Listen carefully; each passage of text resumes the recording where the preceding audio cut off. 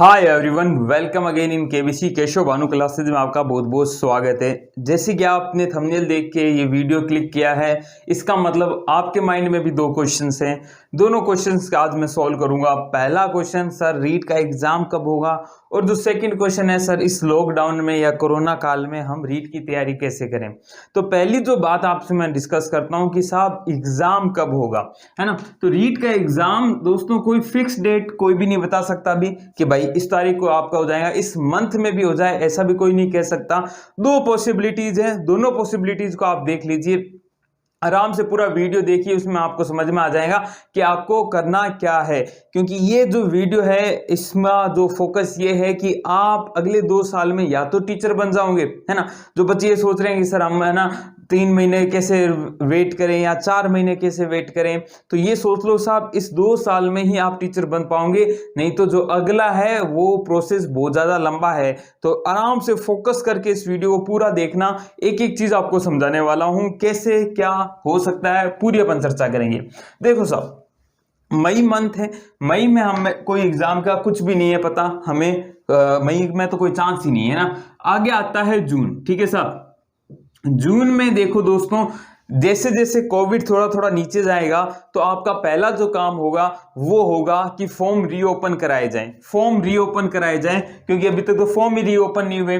तो form reopen के जो चांसेस हैं वो जून एंड में जाके बनेंगे, एंड में जाके बनेंगे। कारण क्यों? क्योंकि देखो साहब, कुछ एग्जाम्स हैं, कुछ फाइनल ईयर वाले हैं, उनको भी इस बार मौका मिलना चाहिए तो इसलिए फॉर्म उनको भी डालने होंगे वापस। तो वो एग्जाम के रिजल्ट लगभग लगभग जो भी यूनिवर्सिटीज हैं जुलाई के आसपास आते हैं। तो जून के एंड में आपके फॉर्म वापस रीफॉल होने रीओपन होंगे, रीफिल होंगे। तो जुलाई में आपके, ये आप मान के चले कि कहीं ना कहीं आपके फॉर्म बनने का प्रोसेस चलेगा, काफी टाइम तक चलेगा। कारण क्या है, कुछ पैसा आए तो सही, इनकम हो तो सही, है ना। तो फॉर्म भरने का काम आपका जुलाई में होने वाला है। जून जुलाई में यही काम होगा, पेपर होने के चांसेस बहुत कम है। फिर ठीक है साहब, जुलाई के बाद आपका जो है वो अगला है साहब अगस्त, ठीक है साहब। जून जुलाई अगस्त, सितंबर और अक्टूबर, है ना। सितंबर और अक्टूबर, ये 2 मंथ आपके लिए बड़े महत्वपूर्ण हैं। जुलाई में आपके पेपर होते हैं, मतलब रीओपन होते हैं फॉर्म। तो बच्चा कह सकता है कि साहब 2 मंथ का हमें क्या मिलना चाहिए, मौका मिलना चाहिए, हम भी पढ़ेंगे, है ना। मिलने का मौका तो कभी कहीं मिला हुआ है, अपन तो वो कहेंगे हमें मौका मिलना चाहिए साहब। तो इन 2 मंथ में आपको कुछ समय दे दिया जाएगा। इन 2 मंथ में समय के साथ साथ कुछ एग्जाम्स हैं जो कि बोर्ड को करवाने होंगे, वो भी हो जाएंगे। और कहीं ना कहीं ये भी थोड़ा सा, क्या, जो कोरोना है वो भी थोड़ा थोड़ा धीरे, उसकी जो पीक है वो भी थोड़ी थोड़ी नीचे जाएंगी।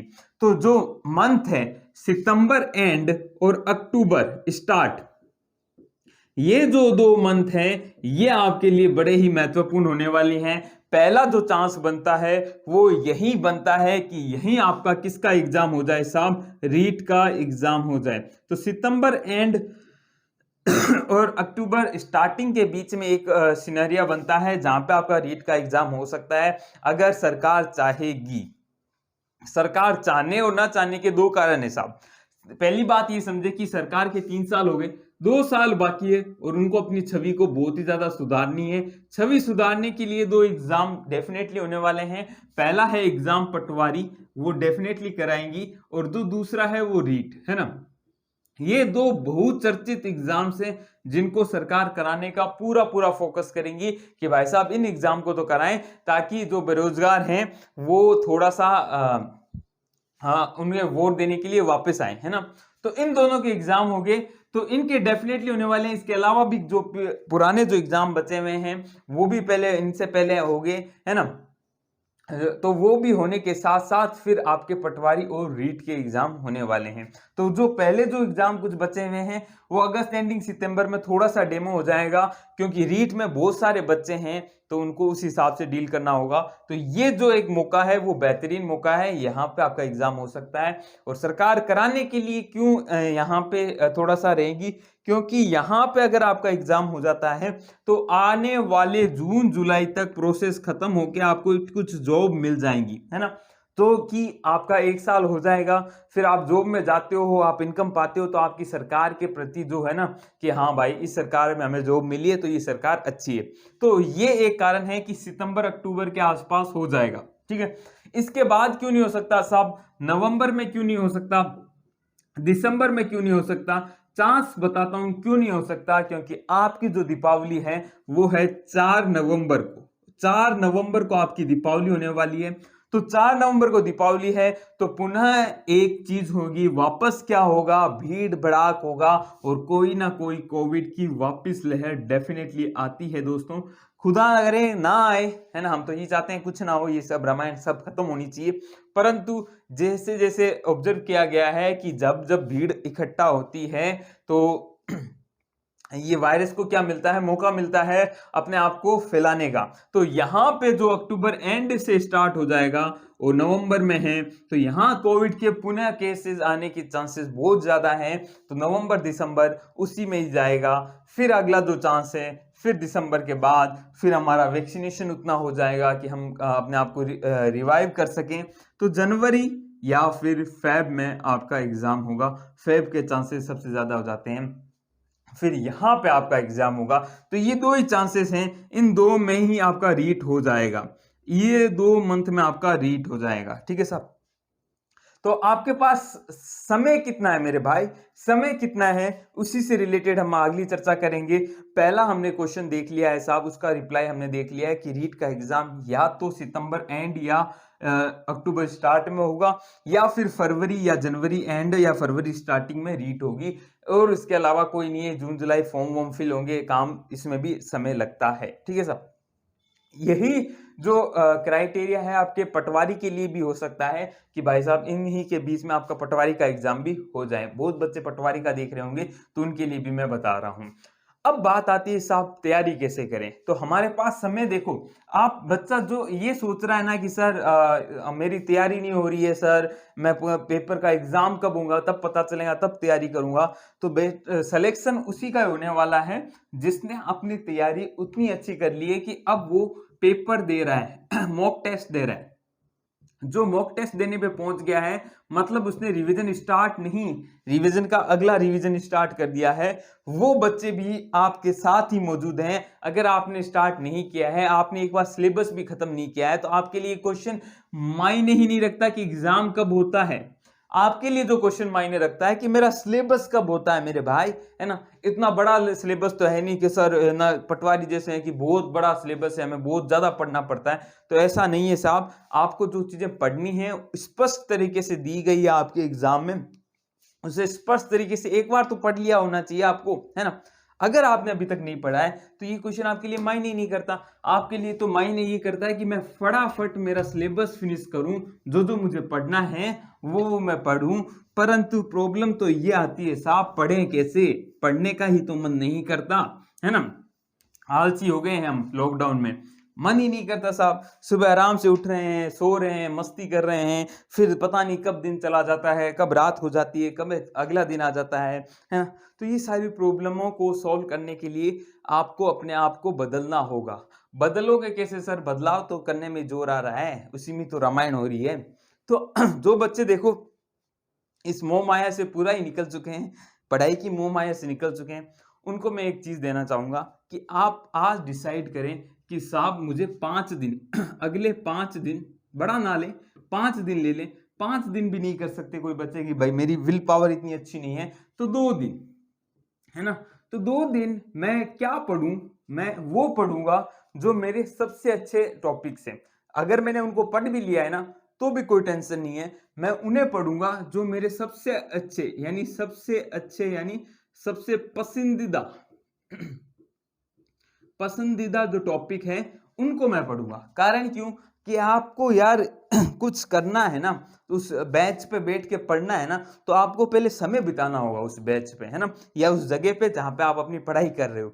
तो समय कैसे बिताओगे? आपका तो मन कहीं और है, परंतु जो पसंदीदा टॉपिक्स होंगे जिसमें आपको अच्छा लग रहा होगा उसके साथ आप समय बिता पाओगे। तो 2 या 3 दिन या 5 दिन आप ये प्रैक्टिस जरूर कीजिएगा जैसे आप ये प्रैक्टिस करते हो तो आपकी हैबिट बनना स्टार्ट हो जाएंगी।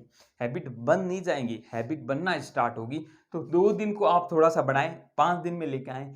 5 दिन के बाद आप थोड़ा सा ये करें कि आप क्या करें, छठे दिन या 7वें दिन आप क्या करें, कुछ क्वेश्चंस लगाएं, कुछ क्वेश्चंस लगाएं, या फिर आप क्या करें, एक छोटा सा मॉक टेस्ट लगाएं। मॉक टेस्ट लगाएं जिसमें आपने पसंदीदा टॉपिक है ना उससे रिलेटेड क्वेश्चंस करें। तो आपको क्या आएगा, कॉन्फिडेंस आएगा, आपको इच्छा होगी कि हाँ मैं कर सकता हूँ, मुझे समझ में आ रहा है, मैं कर सकता हूँ। जब ये टॉपिक कर सकता हूँ तो फिर आप जाइए अगले जो 7th या 8th दिन में कि भाई साहब मैं अब धीरे धीरे उन टॉपिक को छेड़ूंगा जो मुझे कम पसंदीदा है, कम इंटरेस्ट वाले हैं, कम पसंद है, उन टॉपिक को धीरे धीरे छेड़ूंगा। ताकि अब मेरे पास क्या आ चुका है, इन दिनों में विल पावर आ चुकी है साहब, विल पावर आ चुकी है।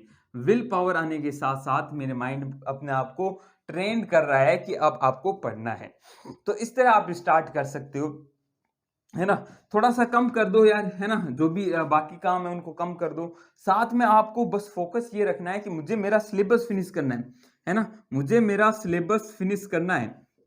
मुझे ये मतलब नहीं है कि यार मेरा पेपर कब हो रहा है, मैं फिनिश तो करूं जब मैं आ जाऊंगा ना कि साहब मॉक टेस्ट के में, मॉक टेस्ट दे रहा हूं मैं साहब, मेरे पास 2-3 मैंने मॉक टेस्ट दे दिए, मेरे अच्छे नंबर आ रहे हैं, उस मोड में आ जाऊं, फिर भी टेंशन करने की जरूरत नहीं होती है। फिर भी आपको लगातार मॉक टेस्ट देने हैं। साथ में आपको अपना अगला लक्ष्य भी तो निर्धारण करना है। क्या आपका लक्ष्य केवल रीट ही है? क्या आपका लक्ष्य फर्स्ट ग्रेड, सेकंड ग्रेड नहीं है ना?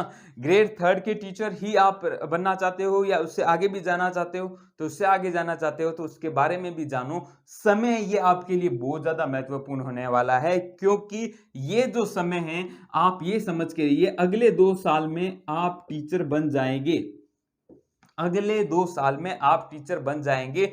अगर नहीं बन पाते हैं, अगर ये मौका आप छोड़ देते हो तो अगली रीट का कोई अता पता नहीं है, अगले जो एग्जाम से उनका कोई अता पता नहीं है, क्या होता है क्या नहीं होता है। क्योंकि अभी हमें जो अर्थव्यवस्था पे इफेक्ट है कोरोना का वो देखना बहुत बहुत बाकी है। तो प्राइवेट टीचर जो भी हैं उनके लिए बेहतरीन समय, यार इससे बढ़िया क्या समय होगा, फुल्ली फ्री हो। हाँ, माइंड से आप फ्री नहीं हो, आप भौतिक रूप से फ्री हो, परंतु माइंड से फ्री नहीं हो।